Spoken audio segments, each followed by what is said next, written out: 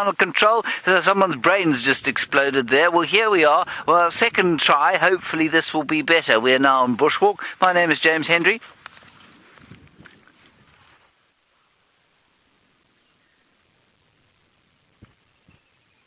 You're not doing the strap anymore. Okay, excellent. And,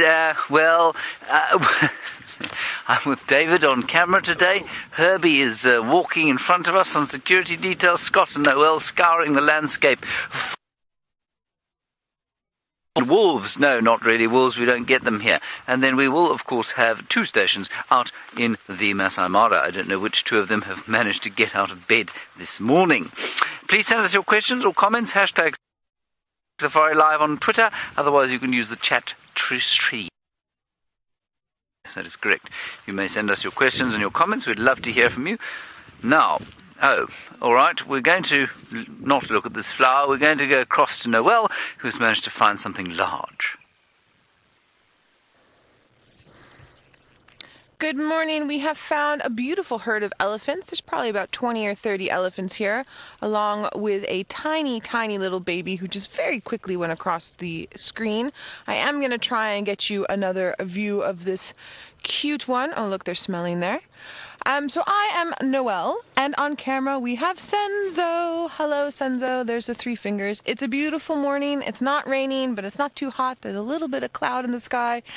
And we were racing, Senzo and I, to get towards where the wild dogs were, but then they cheekily went somewhere else. So we're going to stay with these Ellies for a bit, and then we will take you, hopefully, to where we think they're going to pop out. Now, don't forget, we are live, we are interactive. You can follow us,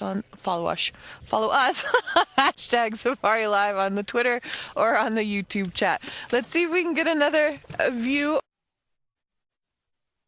She is heavy pregnant. Very pregnant. Oh my goodness. Sorry guys, they're just calling me on the radio. Let me just answer while we're looking at these Ellies. I'm standing by. Oh, they're busy talking to each other. I think they're calling me about these wild dogs. So there's a chance maybe they've popped up. Let's just see if we can get a view, sorry for the back of my head, get a view of these, the little elephant quickly, and then I'm gonna head off in search of my favorite predator, the African painted wolf. But this little one's just way too cute. I'm sorry. He's just at that funny little age where everything he does is extremely comical. And he can't quite use his trunk yet. And he's trying very hard to be like mom and sister and auntie and to move out the way.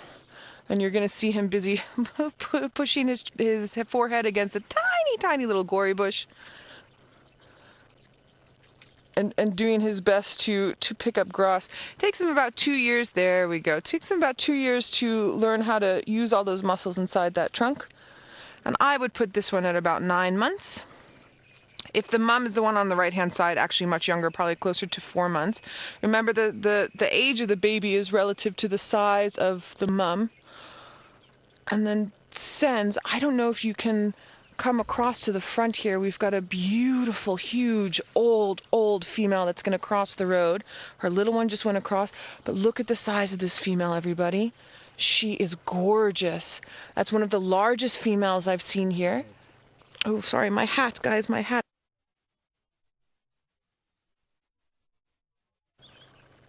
So, possibly pregnant as well. Now, to put this in relative size, a normal female elephant will weigh about 3.5 tons. I'm going to put this female closer to 4.5. She's very big. She's very tall in the leg, not just big in the body because she's preggers.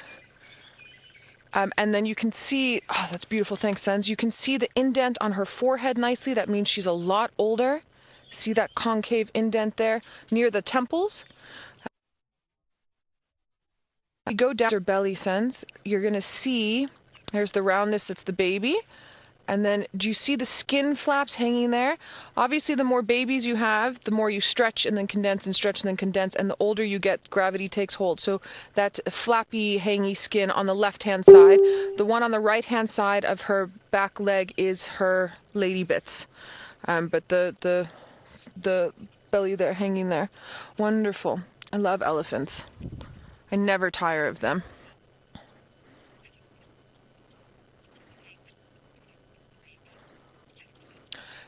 Tony, that is a fabulous question. I don't think I've ever been asked that. How long does it take for elephant labor? Now, Tony, for a human, we can be in labor for a couple of hours or we can be in labor for 2 or 3 days. I have a feeling because elephants are large mammals, we're also a large mammal, not as big as an elephant, but we're big, that they probably have that happens to them, where it can be either very quick or quite prolonged. I don't have a definitive answer for you, Tony, but that's what I would suspect. A lot of what happens to us as humans biologically is very similar to what happens to other mammals. So I don't think that we would be remiss in postulating that that's possibly the case. Since I don't know if we focus on her belly, if maybe we can see the baby move because of the way she's standing. There. Do you see that, guys?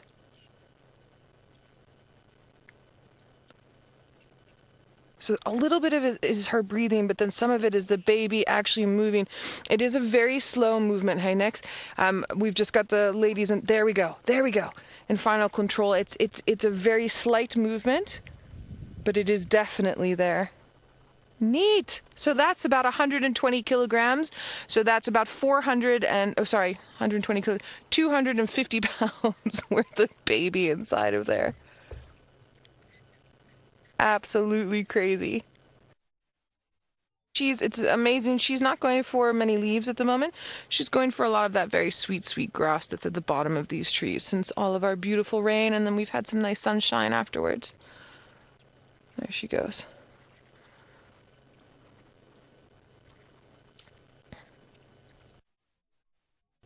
Now, on average, an adult elephant this time of year will eat about 280 kilograms of food, so we're looking at about 500 pounds, over 500 pounds worth of food. But for her, because she's pregnant, I would suggest that she possibly eats a bit more.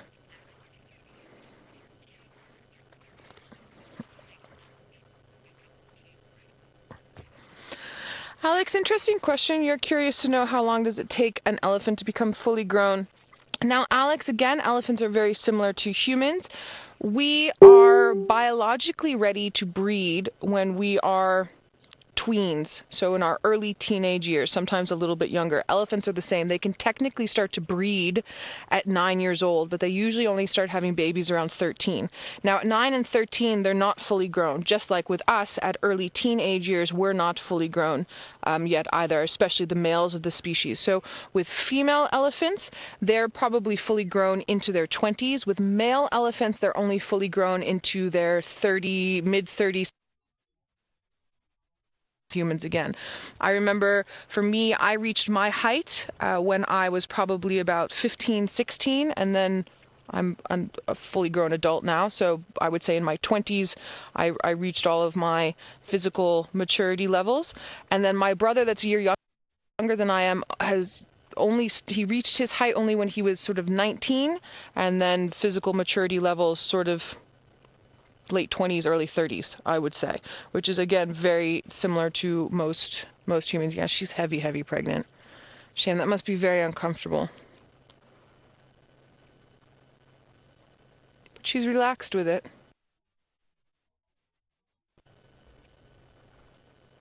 Now, what I find interesting, and I could be wrong now here, do you see the size of that little one with her? That little one there is only about a year, and they usually have one baby every 4 to 6 years. So two things could have happened. One is I'm missing the age of that baby, and she's still looking slightly pregnant, but she's a bit old for that, or she's pregnant much earlier than normal. We were talking a little bit earlier about being biologically correct. So, Maun, you're curious to know how old are Ellies when they start having babies. They can start having babies from the age of about 9. The last time I heard of a female giving birth around, stop having babies. Okay.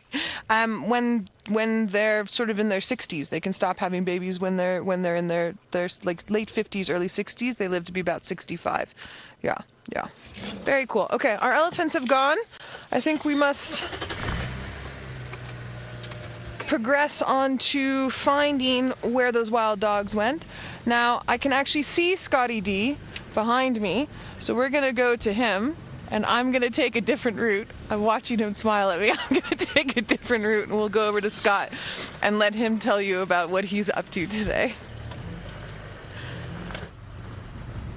Hello everyone. Yes, we just passed Noelle. She's just behind us. I thought she was heading a little bit further east in search of those wild dogs, but I must have got myself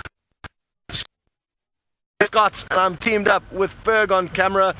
It is a beautiful morning. The sun has just started poking through the clouds, and our plans are to search the southern boundary of our area of traverse in the hope that we'll find some leopard tracks, or any tracks really, coming into the property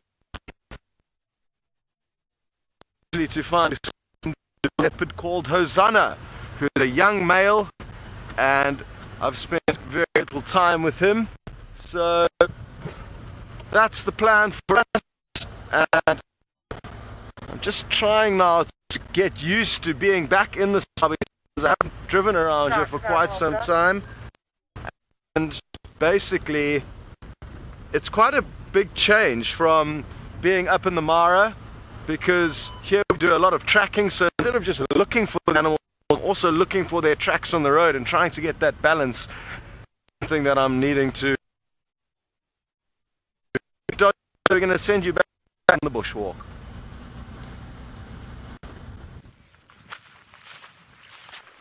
Hello everybody, yes, here we are still on bushwalk, and I'm trying desperately to remember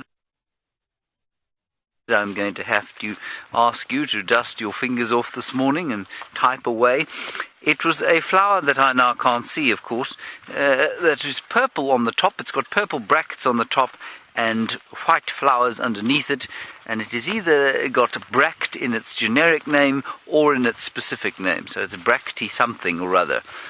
That's just what I need to know from you this morning, please, if you can remember. While you think about that, let us have a look at this grass here.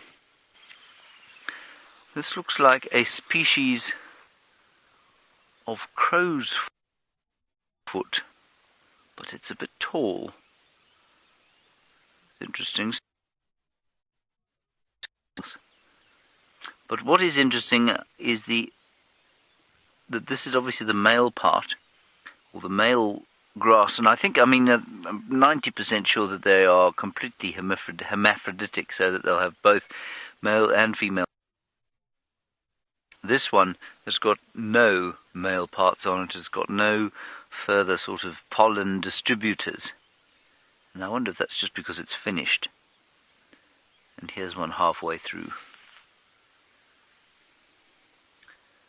Yeah, I'm actually not sure which flower which grass this is. It might be a Chloris species, but I don't. So all of these little pieces here are anthers. They've all got pollen on them, and that pollen is now being cast to the wind. In this case, a southeasterly breeze, and somehow, somewhere, it manages to find another plant and pollinate it. But you can imagine the countless millions of little male, what do we call them again, spermatozoa, that disappear into the ether and never ever come anywhere close to reaching a female part and creating another grass plant like this. I find that quite astounding and, slightly depressing, really. Millions of little male spermatozoa heading off into the ether to be uselessly cast on the southeasterly breeze. That's my pensive Sunday face. Let us continue. The other thing I need to tell you is that you must be very careful when you're on bushwalk with us at the moment. The buffalo are back. The elephants are back, and we have to constantly guard against being blasé out here, because if you do not guard against being blasé, what you will find is that you will come round the side of a bushel, and there, instead of Herbert, you will find a buffalo who will take offence to you and perhaps start running at you, which will be very, very distressing indeed. So we are much more aware than we were, say, a week ago when we hadn't seen an elephant for ages. There wasn't a buffalo track on the reserve. Now there's buffalo dung, and there are buffalo tracks all over the place, so we're going to be fairly careful. We're going to go down towards the Pans on Ingwe Alley Road. We did have the two mating leopards, well, it's normally two mating leopards, the other day. Unknown male leopard and the Ingrid Dam female, so we're hopefully going to go there. You go across. Everybody, and of course welcome to the Sunrise Safari. Isn't it a gorgeous Cody? And on camera with me today is Archie. I was going to let you try and guess who was on camera with me, but I thought that'd probably take a little while. Now remember, this is live, this is interactive, and you can talk via the YouTube chat too. That is perfect. Now we're going to keep moving. We've only just managed to get down from the top of the escarpment. It was pouring with rain last night. It was incredible. It sounded like I was asleep at the ocean. Honestly, it was like waves were breaking. It was so beautiful. I think everybody slept quite soundly last night, which was good. So what we're going to do is, because everything is quite wet, we're going to try and not slip and slide around as much as possible, but I think that's going to happen. I like slipping and sliding around.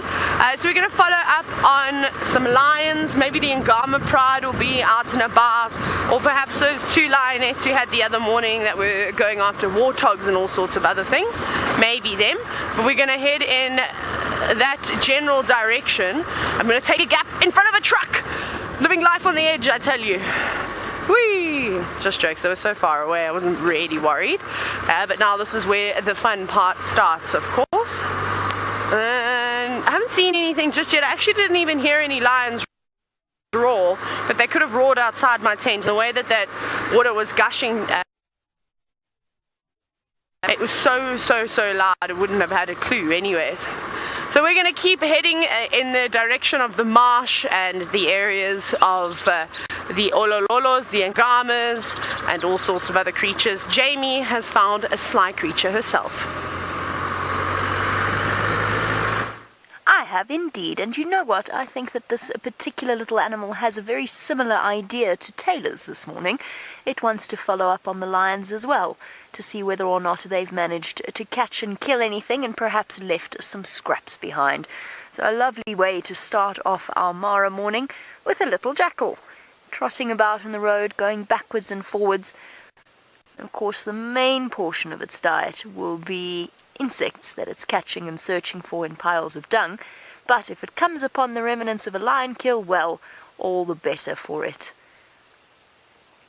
Off it goes into the long grass. Let's wait and see if it decides to pop out again, because I actually think it's deliberately staying on the road, but I better introduce myself as well, just while it's hidden behind the grass. Oh, you see, it came back into the road. Is on camera with me, and we are, as with Tayla, out here in the Masai Mara of Kenya. There goes our little jackal friend trotting off down the road. It is a marvelous thing that you get to experience a safari from two different locations, but both locations are interactive, so questions on #SafariLive on Twitter. Yesterday we received some truly amazing puns of the day. Here it is. It's amazing how our lives have changed with the lengthening of the grass. Everything's become, well, a bit trickier to see. Certainly a bit trickier to film. Hey, Manu? Sightings have a tendency to disappear quite quickly. Let's try and catch up with it again. See if we can find it. Might pop back out into the road. Oh. Being dive bombed by lapwings. Hold on. Make sure there's nobody trying to overtake me. People have a tendency to rush here, which is unfortunate because there's so much else to see. Oh, there you are. Oh, I'm an idiot. I could actually have gone onto that road. Yep, somebody's rushing up behind me now that I've blocked up the entire road. Hold on. I'm not sure whether Tayla mentioned it, but we had a little bit of a storm last night, just a little bit. And the entire area is completely waterlogged. Not while we were on the sunset safari. That was nothing.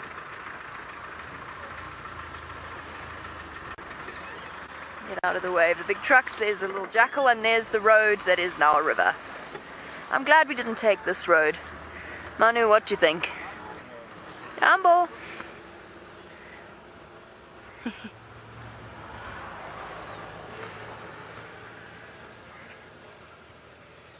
Oh, Nikki, I'm sorry. You broke up a little bit there.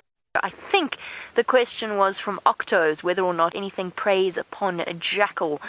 And the answer is yes, there are. I know that there was a sighting just before I started working for Safari Live on Djuma with, who was it? It was Brent had Karula's 2 boys that caught a jackal. So leopards will probably be one of the main predators of jackal, but a lion if it can catch it, a hyena if it can catch it again. But jackal are, I suppose you could use the term cunning, certainly very aware of their surroundings and specialized, creeping around the kills of bigger predators. Okay, as our jackal disappears off into the long grass, let's head across to Tayla, who's got something else to show you. We've got a hippo, and he's just... Actually, have a little listen this morning.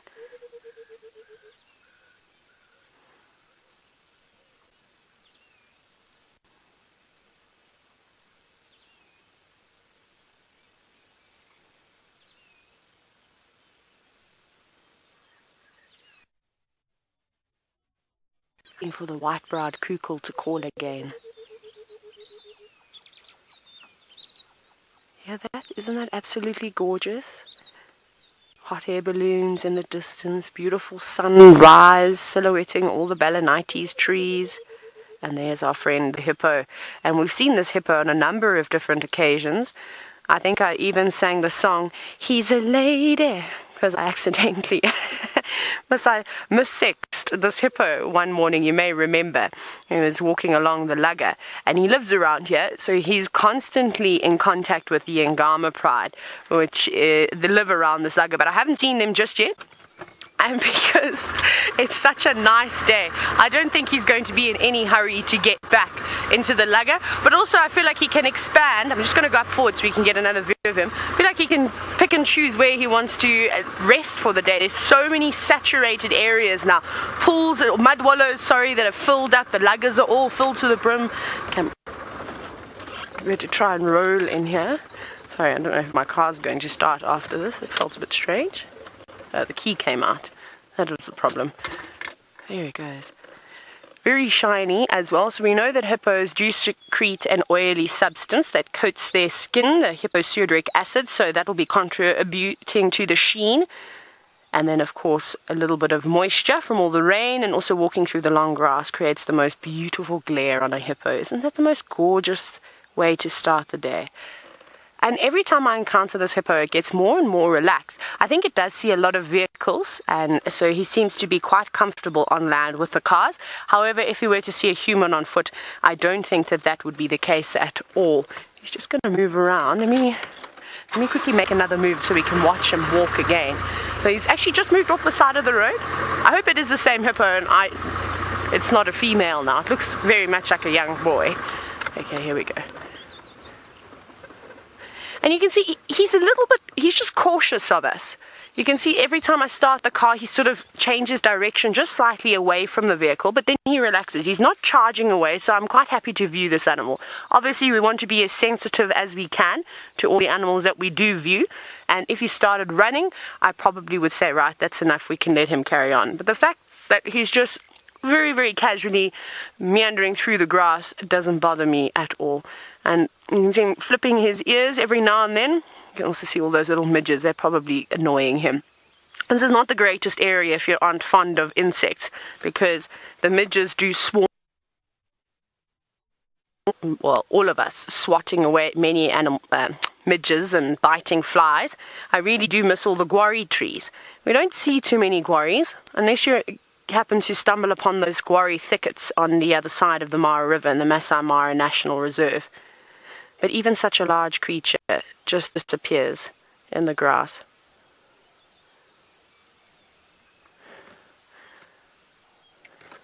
Let's carry on. Now, first question for me this morning, and it's from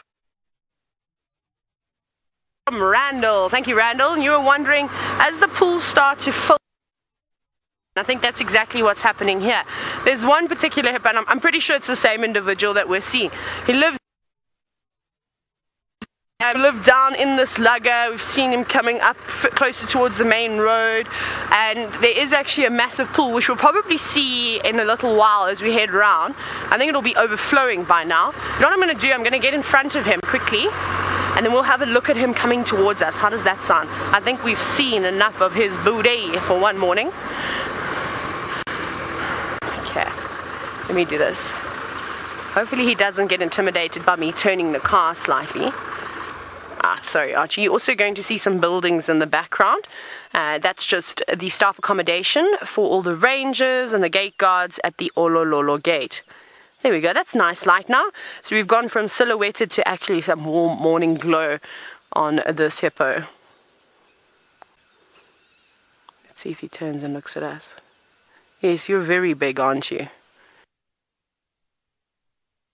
You're not quite fully grown, though. And let's try and see if it is a boy or a girl. Have I been calling you the wrong thing the whole morning? Probably. Just changing direction again, you can see.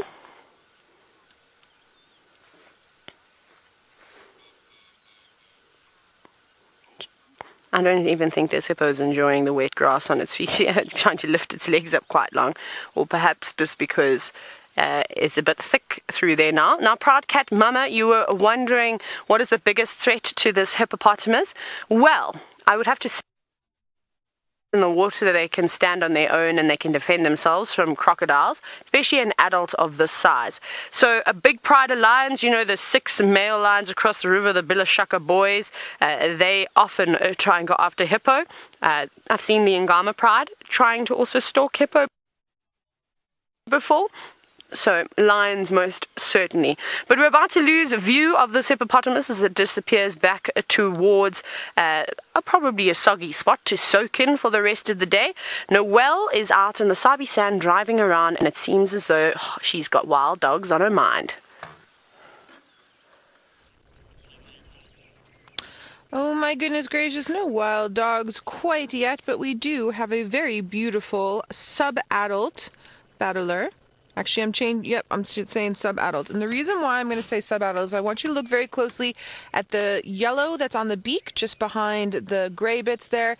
And then the legs are moving from a gray color towards an orangey yellow color. So he's moving from juvenile into sub-adult. Now, I've got my book open.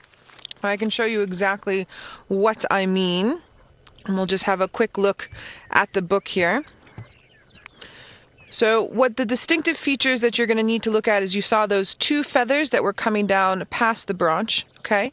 But now to notice with the sub-adult, there's an orangey red tinge and then yellow on the beak. With the juvenile, there's gray and then gray. So a juvenile would be like a tween, and then a sub-adult is going to be an older teenager. So he's in between the two. When they're adults, you're going to start seeing the beautiful coloration with the bright orangey red feet and beak, and then much better coloration on the wings as well. But that takes about 7 years. So this one here, I would guesstimate, is probably about 4 to 5 years old, and that's just a guesstimation. Now, amazingly, he's still sitting there. So we can have another look at him if you would like. Saw in the book. So there's the 2 feathers poking down under the back of the branch, and then you can see that coloration that I was chatting about. And notice how on the feet in particular, it's not quite gray, it's not quite yellow. So that's what I mean about the transitional pieces moving through. But on the beak, there's definitely a lot more yellow poking in.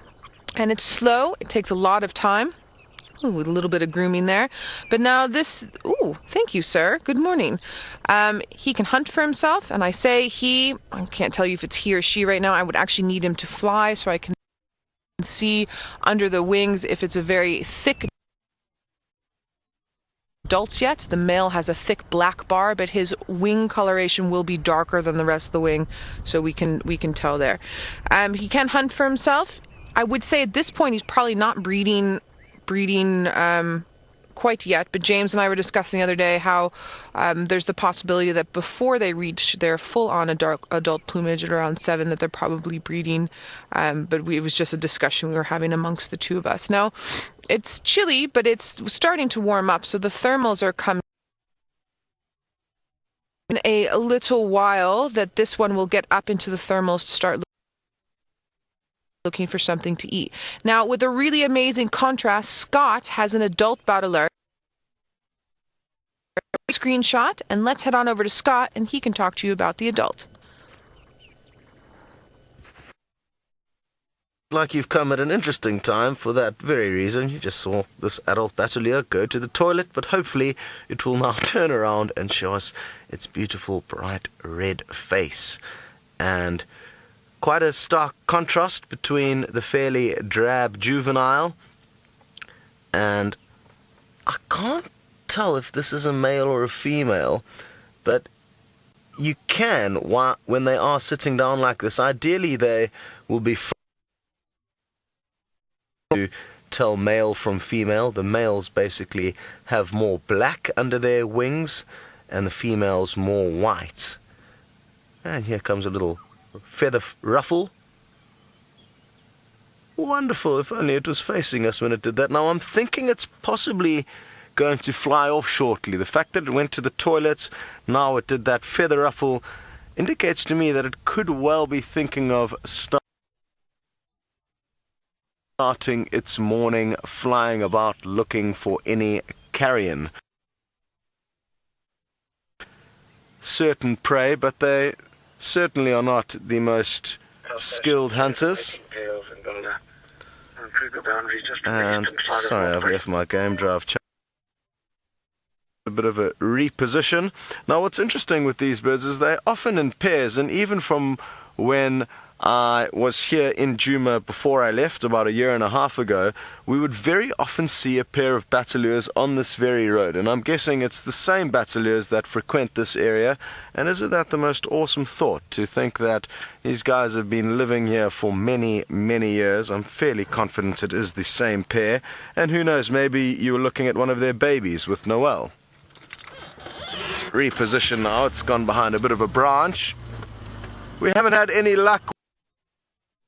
Find you some action. In the meantime, we are sending you across to James, who's found some kind of a flower. I have found a flower. It's not the flower I spoke of earlier. That, very kindly, has been identified by Judy H. yet again as Syncolostinum bracteatum. Is in fact a jasminium species, delicious smelling, almost sickly sweet smelling actually, and have just come out. That's the first day I've noticed them, is today. And then also on that little plant is a drop-tailed ant. And in fact the drop-tailed ants are covering this silver cluster leaf bush. All over it they are walking. And they seem to be vegetarians, but as Steph was saying to me yesterday, apparently most ants. But I think I would love to know what these drop-tailed ants are searching for. Now they're called drop-tailed ants, unsurprisingly, because their tails point downwards. They're almost recurved underneath the body. I'm not sure if you were able to pick that up. I can't see what David's looking at exactly because he is isolated from where I am. But I'm now just trying to get some sort of idea as to what they're searching for. It could be aphids, I suppose. It might be some kind of honeydew, perhaps, that the plant produces. They seem to be concentrating their efforts mainly to the base of the leaves. Some of them on top of the leaves, but most of them down towards the base of each leaf. Ooh. Here's one that I wonder if it hasn't got that fungus on it. What is wrong with this thing? Oh! I don't think there's anything wrong with it. It's just remarkably designed. It is now trying to bite me, of course, which is very painful. Well, it's not very painful. I mean, it's not on the scale of an amputation, I wouldn't imagine. But it's quite sore.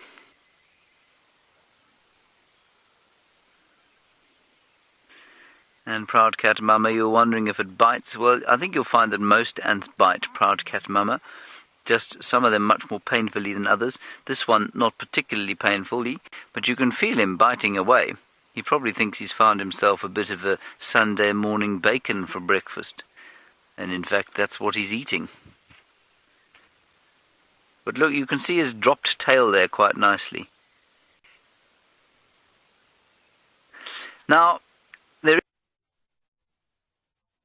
that grows on ants, that takes them over, that gets into their bodies. Oh no, I've got another one. Gets into their bodies, climbs into the brain, small as it is. You've got one on your lens there, David. A few on me. A few on you. You're going to get bitten too. Yes, you've got one walking across your forehead. The fungus gets into the brain and it takes over the muscular sort of system. Or it kind of... It's like a virus in a computer. It completely hacks into the system and it drives the ant around and basically makes it go wherever the fungus... I think the fungus has got two hosts and it drives it wherever it needs to be to deposit its spores, which is absolutely fascinating and quite something. So the ant entirely loses control of its own body. Imagine a fungus got into your brain and took over and made you do things you didn't want to do. I think it's quite a frightening thought, and perhaps should be written into some sort of science fiction novel. Except it wouldn't be science fiction, would it? It would be real. Let's go this way.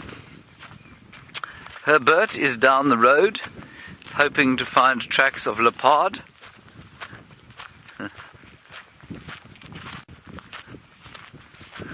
Oh, chitty chatty Meg, yes, to a certain extent they do. You say to those ants have all the organs like human beings. They've got brains slightly larger than many of the human beings I know, but that's not a normal thing. Do they have a heart? Yes. It's very rudimentary though, so it's not a complex four-chambered organ like ours is. It's more like a very basic pump. It pumps what we call hemolymph, which is normally what we call the stuff that flows around in insects' bodies. That's like blood. Do they have a liver and kidney? So they'll need a liver in order to produce the chemicals required for digestion. So I imagine they have some kind of rudimentary liver. Do they have kidneys? Some kind of filtration process, perhaps? I'm not sure.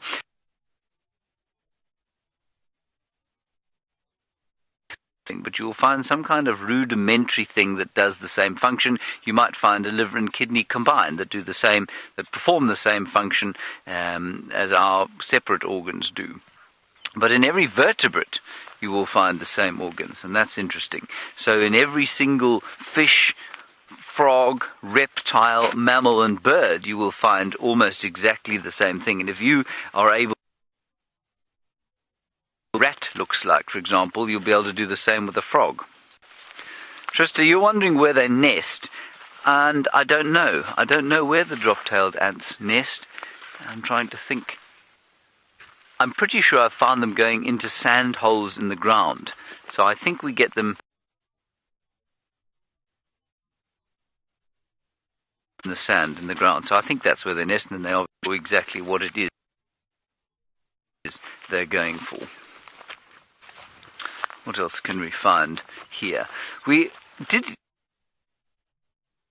like the sound of a male and female leopard, loving.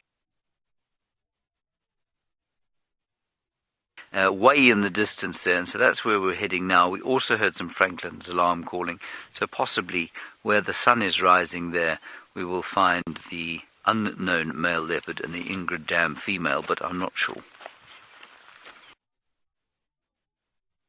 The silver cluster leaf. Here is another ant. This is the Polyrachus. Here's Polyrachus.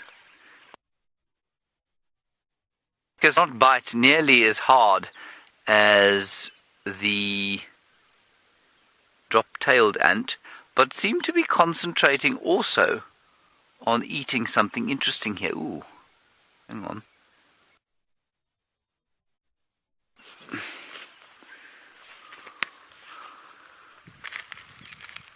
Ah, look.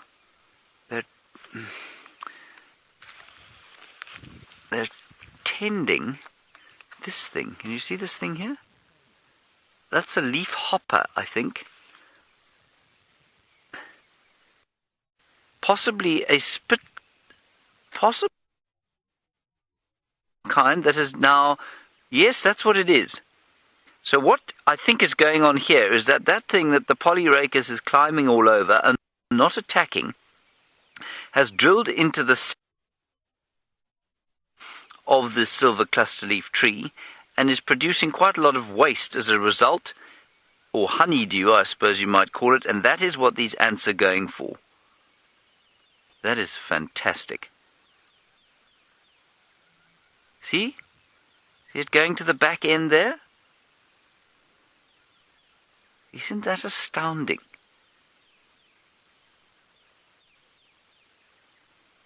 Ha! I've never seen that before. I've read about it, I've never seen it. That really is very special. So I've seen frog hoppers and leaf hoppers and spittlebugs in books, but I've very seldom actually ever seen them before. I don't know which species this is, but you can identify it by those funny little horns it's got on its front. And in fact you can even see, just when the light catches it correctly, the sort of exudate, if you like, out the back. That is amazing. Huh. I'll have to go and see which leaf or frog hopper that is. Oh, on we go.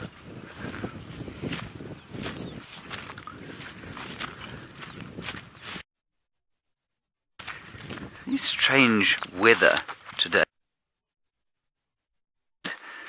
Nice sunrise, but quite a lot of grey cloud in the background. Be interesting to see how the day plans out. Now, Noelle is pretty much where you're looking now, hopefully about to find a pack of hounds.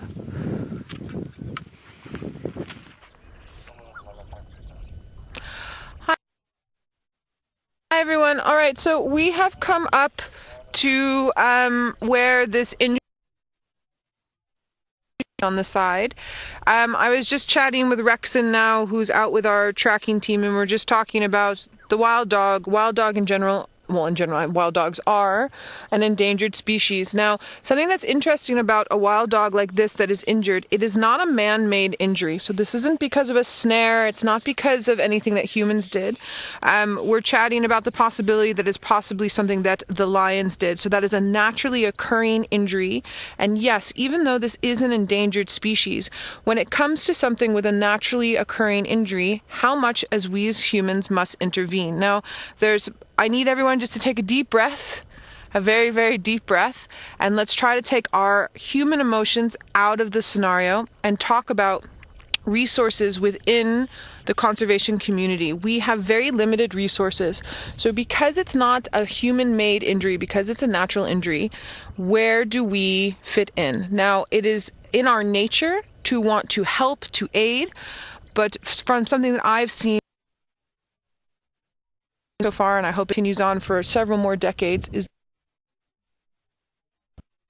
we don't always do the right thing. And with something like this injury, is it an injury that we must quote unquote fix, and is that the plan that nature has? So remember, everything happens for a reason, and I don't have an answer for this. Thank goodness I am not the ecologist of this area. I don't have to make these choices.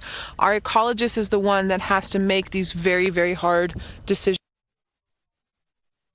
Thought on that. And then when we're coming back, our resources well used in bringing the vet out handling this animal who's never been handled by humans before, putting the animal through all the stress that involves. Scenario where we can't even fix what is wrong.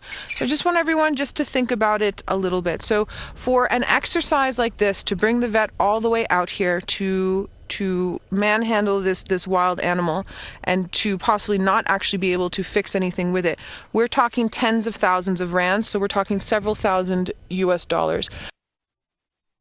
Putting shoes on anti-poaching unit feet, that could be money on expanding properties.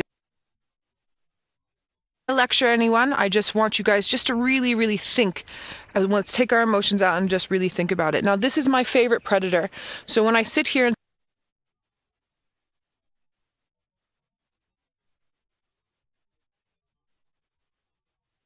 scenarios like this, I do have a human the time around scenarios similar to this, and I do know that in the end, when it's an actually occurring injury, in my just leave them. So thank goodness it's not my choice. I will keep you updated as much as possible. I'm going to sit here for a while with it because I actually need to take photos of this animal for our ecologist so he can better ascertain what's going on. And also, that being said, I've worked with predators, lions in particular, who have had injuries and done fine and recovered on their own as well. So that's something else that comes into the picture is not only do we spend all of these resources and not only do we put the animal through the rigmarole of being touched and handled, and I mean that stress is hectic for them, or do we just monitor it and watch and see what happens? That's also a possibility as well. Now, I know that the visual's not the best, but he's obviously having some moments just sort of, not really to himself because we're here, but just resting. I do know that the pack was up in this area last night, early this morning, and then has moved away sort of east of us into Torchwood. The pack is aware that this one is here, but I also want to point out that in all of my experience with wild dogs, with a member of the pack, they wait for that member to keep up. This pack has left this individual behind. I think they... So while we're here and keeping an eye on everything and keeping you updated, let's head on over to Scott and see. Well, not a whole bunch is going on here, just making sure I'm not missing any tracks coming into Djuma. Basically, we're on our southern boundary at the moment and hoping that we're going to find some tracks of animals crossing from left to right or south to north into the property. It's not to say that there aren't some animals already in Djuma. I just thought we'd start on the outside and work our way in. So, practicing getting my eye back in. Tracking is an incredibly difficult business, and I'm certainly a little bit rusty after not having done much tracking for the last year and a half. So getting my eye back in, and the conditions are perfect now because the sun's still quite low and it is out. So any tracks that are on the ground are going to kind of pop up a little bit.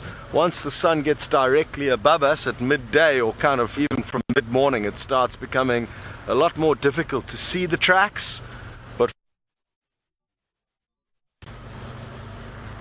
Shame, pity about that wild dog.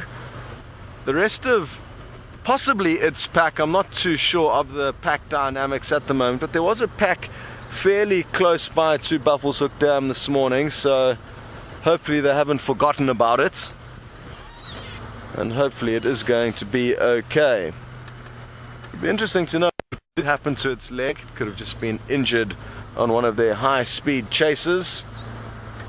It's not actually uncommon to see wild dog with injured legs.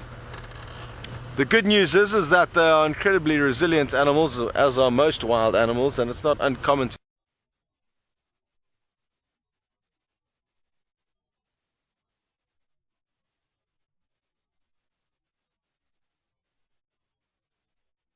effective hunters even when they are injured. Come on, tracks. Nothing to see here.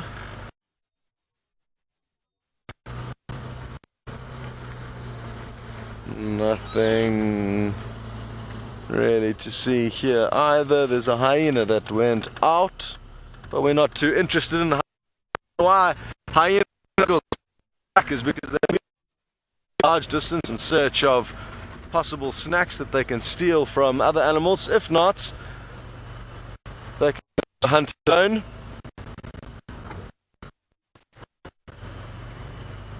So you tend to see hyena tracks all over the show.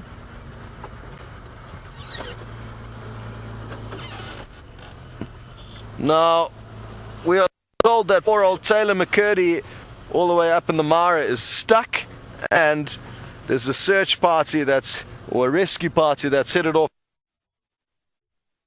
just nearing the scene. So why don't you go and see Tayla get her marshmallow award? Our mission Whee! As we drive through the mush, that was interesting. There was very little control there. Very little control at all. Manu and I are on a rescue mission, and we are on a rescue mission that I am not in any way planning on gloating over, because it's so... I'm going to go and rescue Tayla, who's stuck on her diff. Oh my goodness. And I'm not going to gloat because she's a far braver woman than I coming along this road. Hats off to her. But she's just up ahead. We'll go and see exactly what the damage is. She looks as though she's at a bit of an angle. She's still quite far away, actually. She made it far. But my biggest fear right now is that we're both going to get stuck. That is my biggest concern. That will be... Oh, whoops, I was in fourth. That will be most unfortunate. Brent will never let us live it down. Yep, spur fowl out the way. We're on a rescue mission. You two, little sodden spur fowl. Come on, little sodden spur fowl. Off you go.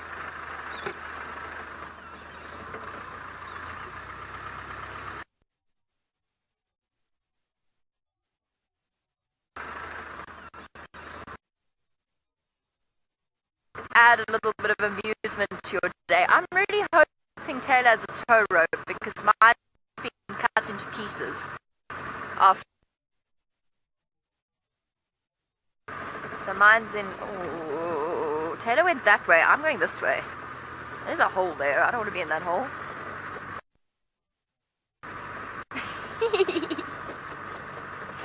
And she's on the roof. Waving SOS. Uh-oh. Let's not get distracted. Whee! Trick is not to overcorrect. Once you're gone, you're gone. You've just got to accept it and carry on as you were. Oh gosh, Manu. Woo! For some reason, and I don't even know why this would be, but I've got ABBA's SOS in my head. It's not the song I was hoping for. I mean, if we're gonna have a theme tune, I'd prefer it wasn't that. I'm not looking back at you guys, I'm just concentrating on the slippy slidey.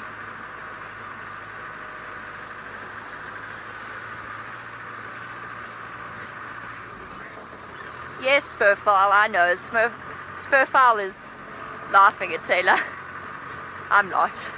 This is the road that Jahawi and I were on when we did our TV rehearsal, and we nearly washed down the river. Oh my gosh.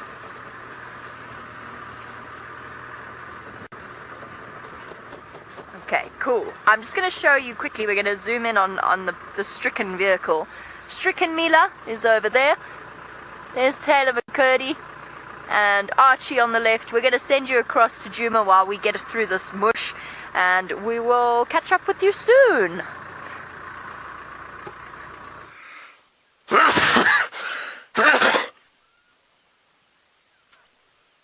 That, of course, is the worst thing you want to do when you are standing with elephants on foot. Excuse me, everybody. We're standing here on the banks of the Umluamati drainage line with a herd of elephants crossing in front of us. Wind is good for us, coming from the southeast. And from the east it is swirling a bit though, so they might pick us up. I thought for a second that they had picked us up earlier.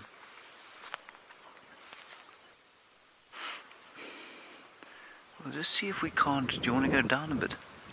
Fine here. Herbie says we're fine here. He's sussed out. Just walk a little forward here. Just wait here.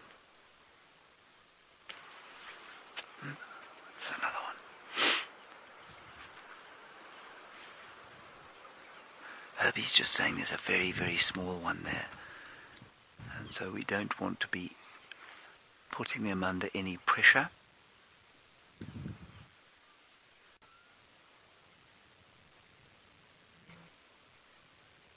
Debbie, hello Debbie. You want to know if elephants will separate from the herd to give birth to their babies? No, they don't actually. They remain within the protection of the herd, and apparently it's a real celebration. I've never seen it myself. But the cows will gather around the mother that's giving birth, and they make a big noise and they look after her. And it's not like an impala herd, for example, where the poor mother must extract from the herd with her new baby. These guys will be right around each other. But it's a little bit like a gathering of, I guess, human women in a village helping a new mother give birth. Let's just see from Herbie here whether we can't get another view. The wind is swirling, like I say. I can hear them.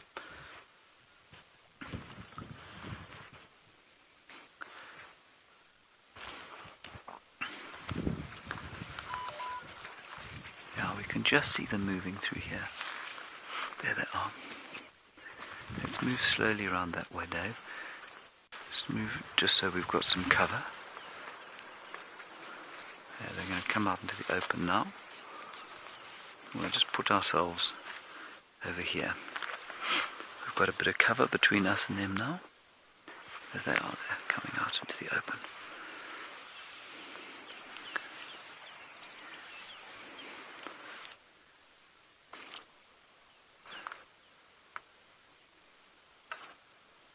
Just going to sit here very quietly. Wind is still very good for us. Now, when you're watching anything like this on foot, it's hugely important that you have a planned extraction route should they become aware of you, and should you decide that in order to reduce the threat that they are feeling and that you obviously feel with elephants, it's hugely important that there is a route there to extract to. Apparently you can see a baby now. I can't see it. Dave's just in a slightly different position from me. You got the tiny one, Dave? Beautiful. And obviously, as with all mammal mothers, the smaller the baby, the more easily threatened she would be. So we'll just keep our distance here. We're probably about 50 meters or so from them, 150 feet. That one in front could notice us because the sun is now shining directly onto us.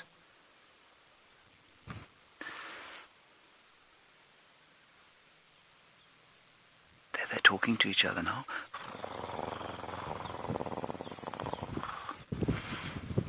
I've often wondered what it sounds like to them to hear that sort of thing. It doesn't, to our ears it sounds just like the sound I've just made for you, but I'm sure to their ears, you know, they hear in completely different frequencies from the frequencies that we hear, and I'm sure it must sound completely different. Some shaking trees.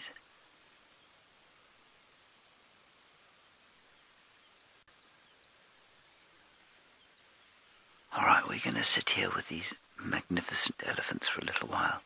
You're going to go across to the site of a car disaster.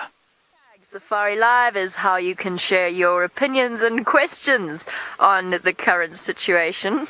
Tayla. Hi, Jamie. Hi, Tayla. Tayla, it was meant... Oh, okay. Well, I'll go then, shall I? It was meant to be Brent, Tayla. No, I'm glad Brent is not on game drive today. Tayla says she's glad that Brent is not on game drive today. I unchained his... So Tayla, show us your cool trick.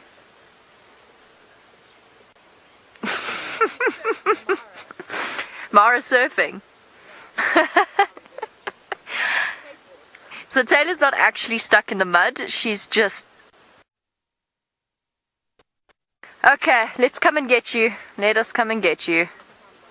Yes, you're gonna have to climb down. Don't worry, we'll wait for you to climb down. I think we'll catch that on camera too, don't you think? Oh, pole sana.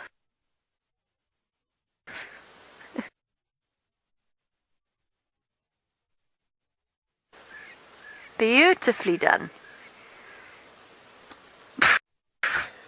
Very graceful. Okay, shall I come pull you out now?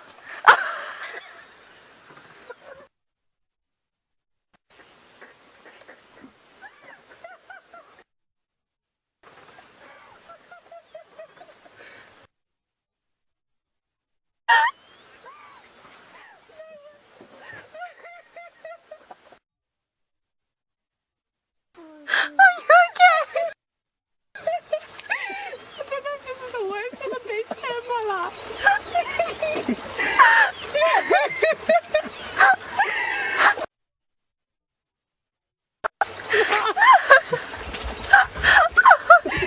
I'm going home now.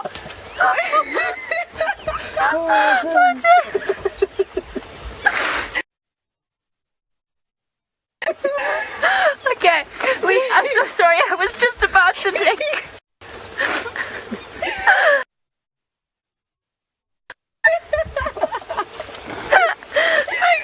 I'm done. I can't breathe.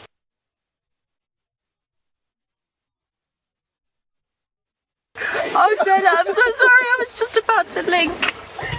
Okay,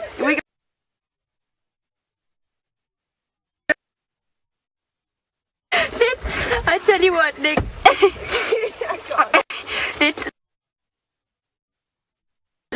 Recover. and then. Okay.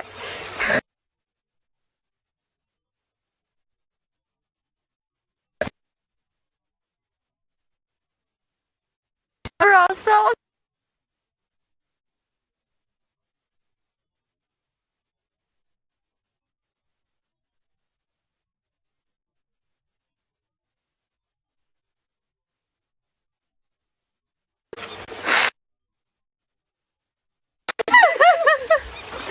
I can't believe that happened live. That's so embarrassing.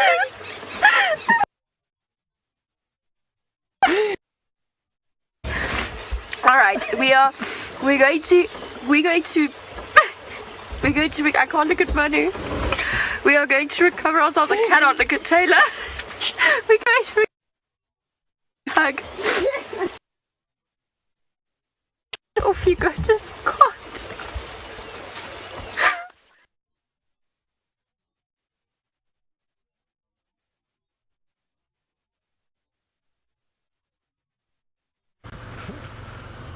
That and I cannot wait to watch, but also once again in the slow-mo, and poor old, not a good way to attempt to get unstuck, get yourself further stuck. I'm sure this is going to provide us with lots of ammunition against Tayla, and we're continuing on. Still no sign of any leopard, which is the animal we are hoping to find, you guys. New roads that have been built. I think it's just 2 to exploring those roads, and there's one of them that I think is somewhere in this area, so that's what I'm looking for now. And this general area, at least when I was last here, was an area where we could expect to find Shadow, a female leopard, but their territories do change over time, and it certainly seems like she's pressing further east into Djuma. Before, she was more across to the west around Arathusa. Familiarizing myself with if it's the old leopards that I did know from my time here before, they're new areas of movements. It becomes very, very useful to know the general areas that the leopards like to move in, and if you spend enough time with them, you can even kind of start getting to know the pathways that they like to follow. They're not ever going to follow set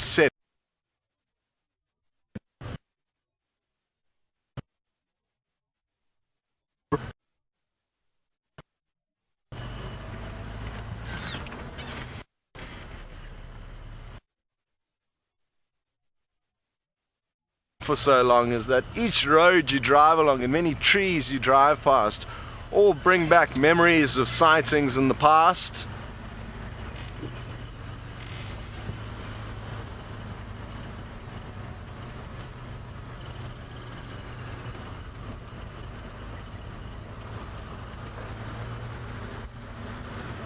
Some Ellie tracks heading down the road here. Looks like a big bull heading in our... Let me show you how big the tracks are. Oh no, our shadow's gonna get in the way if I do that. Let me just stop here and hop out quickly to point them out to you. Here we can see one track that starts over there and the front of it is all the way over here, so that's 6.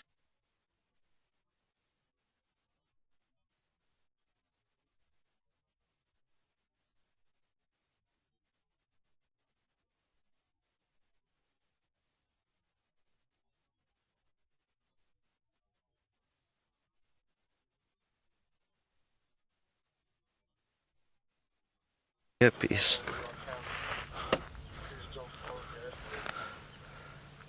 There we go.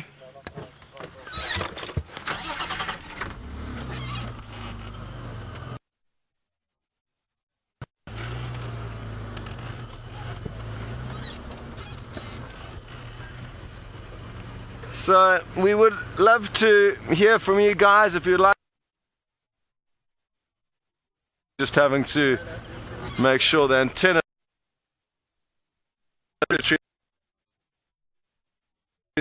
high enough for us not to have to lower the antenna. I cannot wait to see this footage of Tayla. How muddy is she? Is she like covered in mud? Is she foul?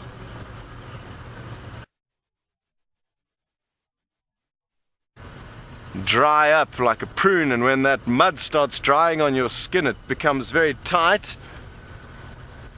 and uncomfortable. Some of you may remember the time when I got myself a couple of years.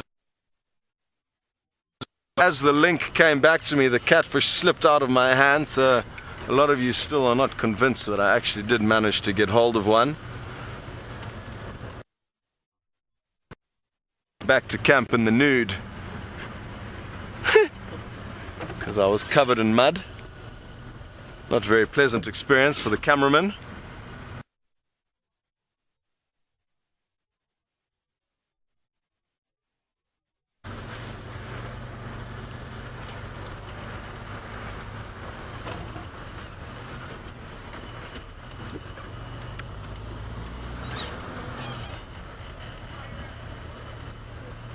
Well, apparently Jeandre says he does have that footage of me catching the catfish somewhere. It'll be worth digging that up out of the archives and having a look through.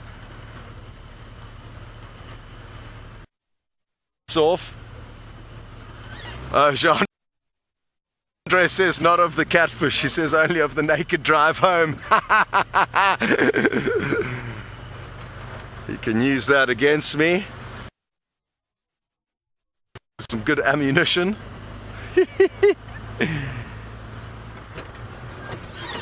Now, I've just seen something that could be the dangling legs of a kill hoisted up in a tree. It could just be some branches that look like legs dangling out of a tree. But let's just make double sure.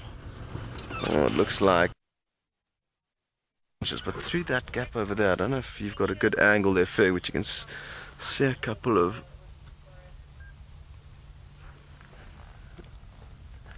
a little bit to the right. It's those two little sticks that are pointing downwards over there in the center of your screen. It was that. It's important to remember that when you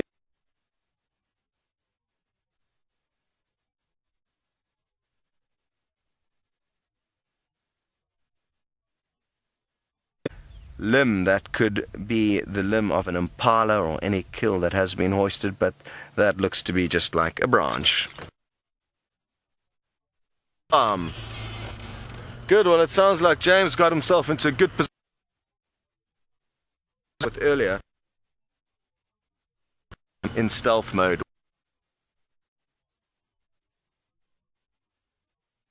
with the elephants. And it's somebody. I think we probably looked at about 20 the first time, maybe another 15 or so. The pin into the drainage line there. A large cow with her calf just off to the right hand side behind that termite mound. And the wind is swirling, but in general, and it's amazing because we'll probably have them around for a week or two, and wherever we walk we will find elephants, and then suddenly, phew, they'll be gone.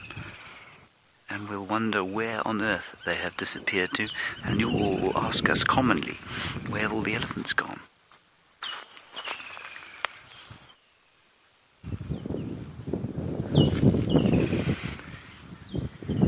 This really is very special.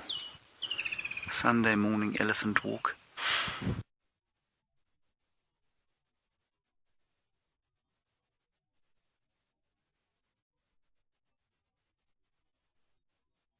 Big whiff of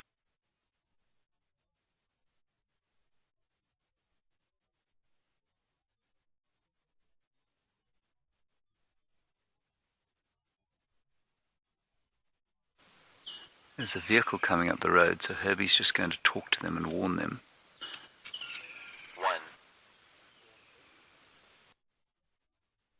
It just becomes a little bit difficult when there's a vehicle around because obviously our hearing is not quite as sharp as some. There goes the big car now.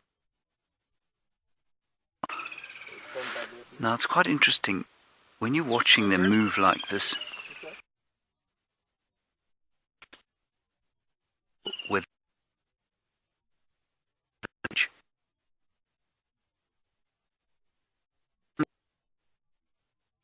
care, other times it's.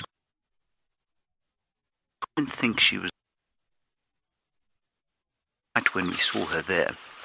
I think maybe she decided that we weren't a threat, but every so often you saw her just turning her head like that, just very slightly to the left as she walked. So I don't think she was particularly worried about us. Here's another youngster, probably a young bull. If you come through here, Dave, we'll get a nice view.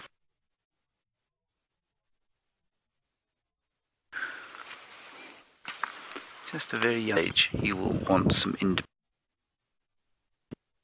behind the herd. And look at the tail stuck out slightly. That's definitely an indication of some form of irritation or stress. It could be from us, but I can hear others calling up front. So what they're saying to that young bull, who knows, he understands it. Some kind of war.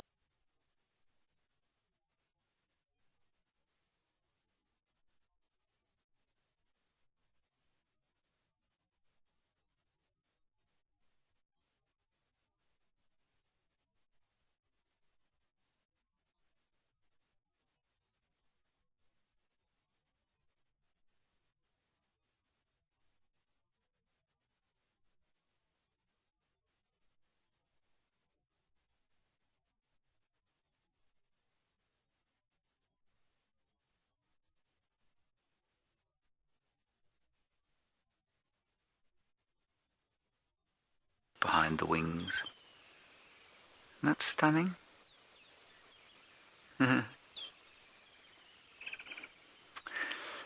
Anna-Marie, you ask an interesting one about charge and a real charge with elephants.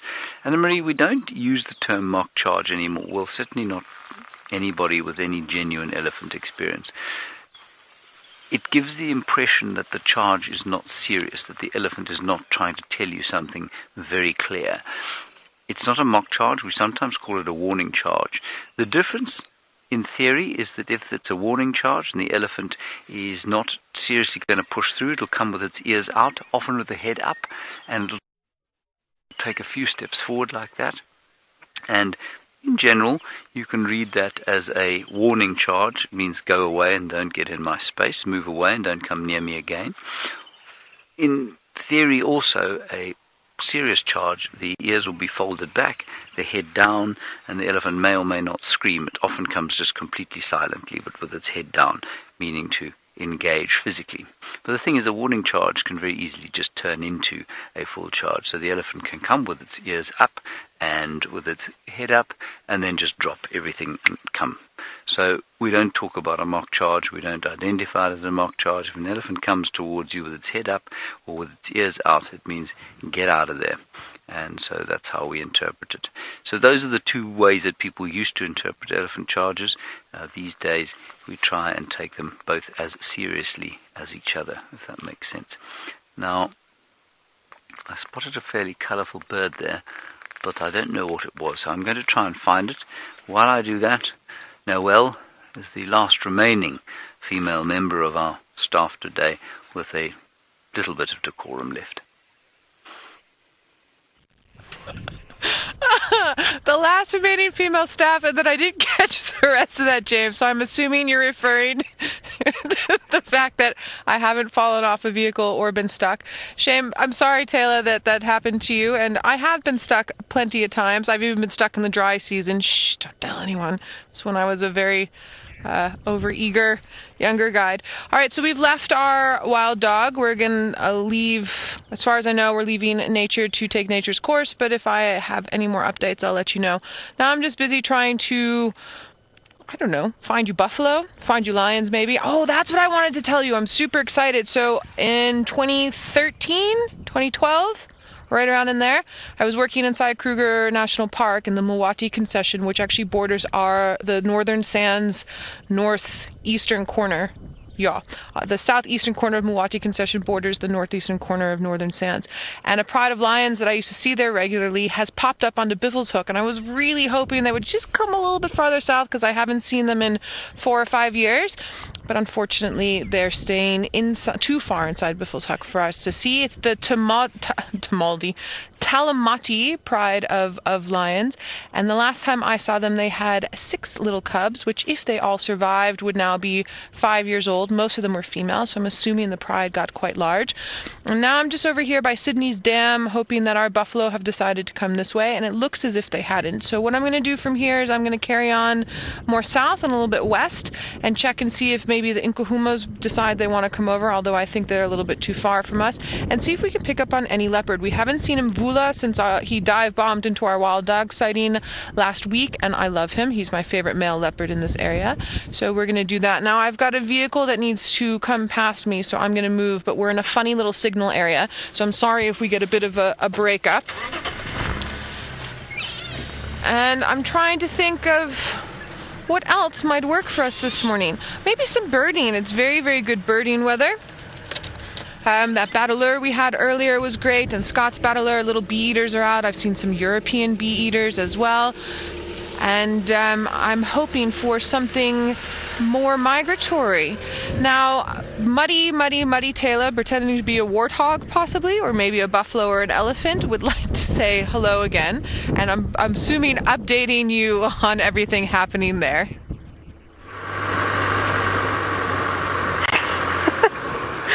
Hello everybody. Well, that was an experience now, wasn't it? I hope you all enjoyed.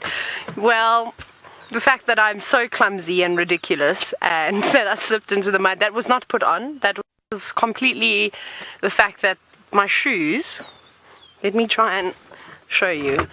Not that this helps, because I think that it doesn't matter how much mud you have on your feet, but you can see my shoes have got no soles. Well, they have soles, of course they've got soles, all shoes have soles, but they're pretty smooth, and that doesn't like the mud very much. So yes, I'm dirty, as you can see.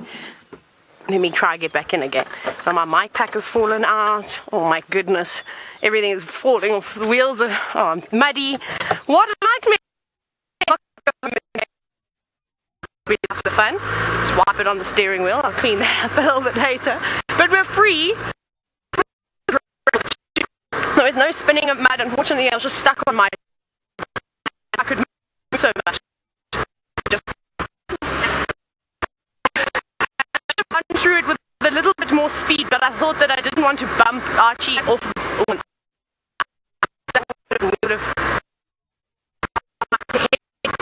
So from now on, I'll be doing aggressive driving, but I've also changed direction, and I'm just going to follow Jamie for the rest of the morning in case I get stuck. Brent is absolutely going to love that. I'm kind of glad it was Jamie that was here though, and not Brent, because we would never hear the end of it. But that was lots of fun, and I thoroughly enjoyed that. And I hope that it all made your day or your evening too. Like I said, as long as I can make people smile, doesn't matter how it does it, then I'm a very happy girl. Okay, I don't know where we're going to go to now, because it's very muddy here, and I feel like it's fine to drive, there's just a lot of water. It's not muddy as in like we're going to get sunk into the mud, but it has eroded quite a few of the roads, and I'm a bit worried with all the water that we might not win this morning. We might do the same thing and slip into another deep rut. That's the problem, it's just sitting on the diff. So yeah, I don't know where we're going to go. I see Jamie. I wonder what Jamie's doing now, or what she's planning on doing. I don't know where we should go.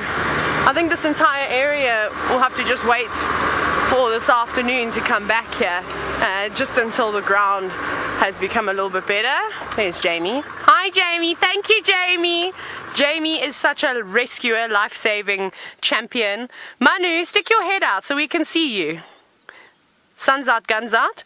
Manu's got a vest on today.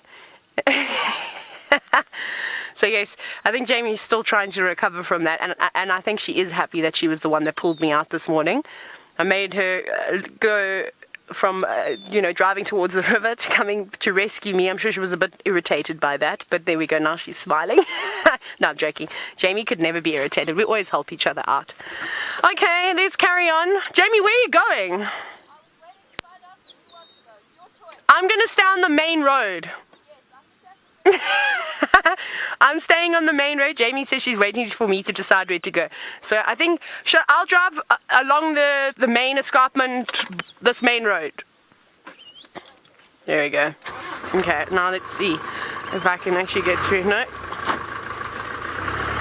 So what we will be doing is going through lots of bumps, but I think we're going to stick to the main roads now. After that, whee, down we go. Unfortunately, there's not many animals around at the moment in this area. Am I still live? I don't know. Nikki, are you still there? Just checking. Maybe I haven't been live. Thanks, Megan. Megan and Nikki are co-directing today. So that's how you get stuck and unstuck in the mud. That's how you do it. But now we need to try and find some animals. Like I said, unfortunately, there's absolutely nothing here on the main road today. Sometimes we see the buffalo. I believe I've broken the internet and everybody is now not asking any questions anymore. You're just talking about my fall. Come on, send some questions. What would you like to know about my fall? Hashtag Safari Life. Would you like to know how I slipped? Luckily I didn't shout Safari Parkour and be, too arrogant about it. Actually, it would have been a lot funnier if I'd done something like that. I said it in my brain. Every time I jump off anything or up onto something, it's a rule in camp. You have to shout Safari Parkour. I'm actually usually a lot more graceful and elegant when I'm bounding along the rocks. In the mud, however, a Tayla does not fare well, as you clearly saw. But I love the fact that it looked like my face went into the mud, but of course I was never letting my face touch the mud at all. I put my arms out. I'd rather break an arm than land on my face. was too soft to break any bones anyways. There you are. It's quite nice though. I think my legs are going to be so nice, and well, you know when you put it in a mud mask, it makes your face nice and tight. My legs are covered in mud, so I can feel that like my skin's starting to, I don't know, clench. Is it? No, that's not the right word. I don't know what I'm trying to say now.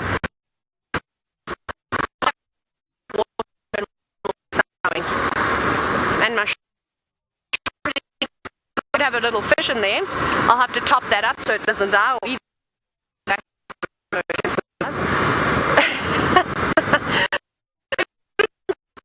Going to happen.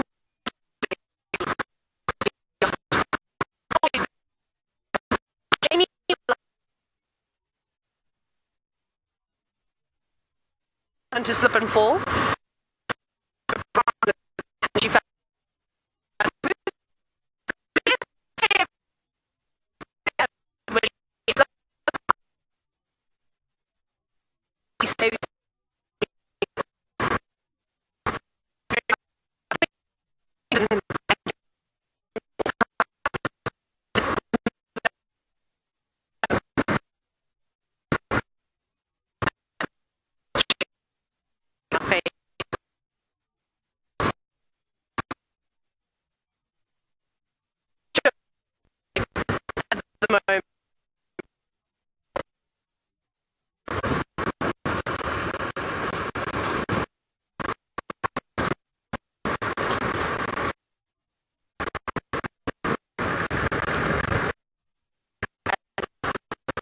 Telling me all sorts of things. Alex is our Russian gene.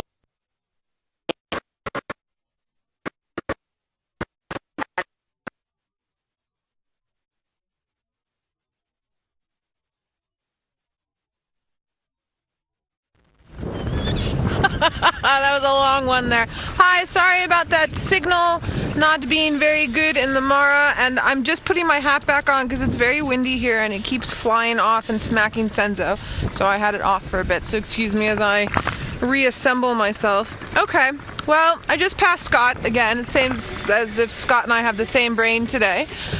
So he's going to head a little bit more north and I am going to carry on south, and we're going to see what we can come up with. Look, there's a lot of game drive activity that's out and about at the moment. Senzo, it's sand inside of our wheel well. Senzo's looking over the side of the car like, oh my goodness, what did Noelle do to Wendy now? We just have a little bit of grit inside of our wheel wells and it's making some interesting noises. Yeah, so there's a lot of game drive vehicles that are out and about, and so with that being said, we have a lot of people traversing in the area, and there has not been much track-wise, I should say, but I haven't heard anyone going towards Impala Plains, so that's where I'm headed now. And I'm busy holding on to this ridiculous hat so that it doesn't fly off yet again. Sort of gale force winds here.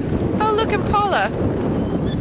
It's amazing, guys. There's Impala. Yay! Senzo, let's show everyone the Impala. We never see Impala. It's the very rare, lesser spotted Impala. Hardly ever seen. Look, it's resting very quietly in the shade. We're gonna whisper about our Impala. Sorry, I'm in a very cheeky mood. Alright, so what this Impala is doing is called rumination. So it is sitting down, not lying down on its side, as we've spoken about before, as they can't ruminate properly when they do that. It's got its chest up, and then it's chewing, and then will swallow, and then bring it back up and chew again. So he's decided that he's done with his little bit of a rest, stretching those legs there.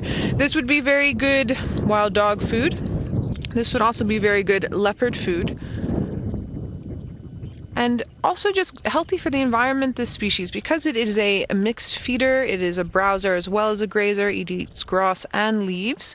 It fills a perfect little niche where it's never going to overgraze and it's never going to overbrowse. It's always going to be within its correct numbers, sort of feeding wise, as long as its population numbers are correct. And this population numbers are correct in this area because the predator populations are good in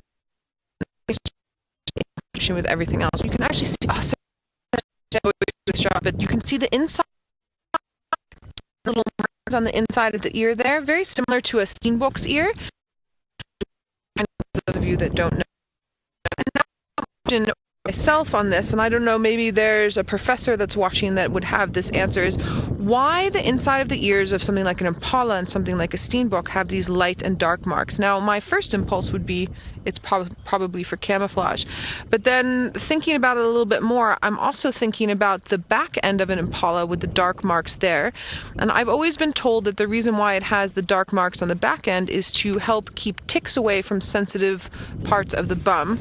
I just want to pull forward just a little bit so Senzo can zoom in and show you exactly what I mean.